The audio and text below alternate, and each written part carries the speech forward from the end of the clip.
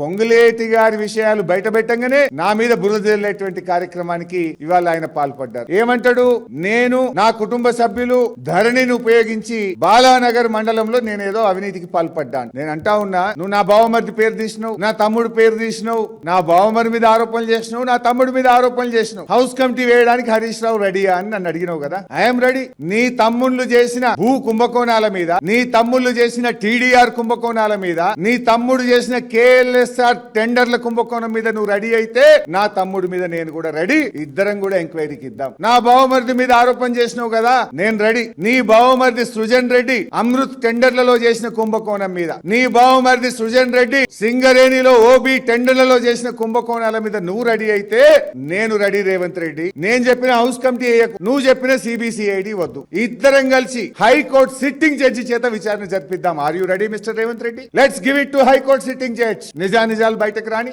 I'm ready. Are you ready? తోకముడిచి బారిపోకు, చిల్లర మాటలు మాట్లాడకు, నీ చెంచాగాలతో నన్ను తిట్టించే ప్రయత్నం చేయి. దమ్ము ఉంటే, నిజాయితీ ఉంటే come on, will give it to sitting judge. Are you ready?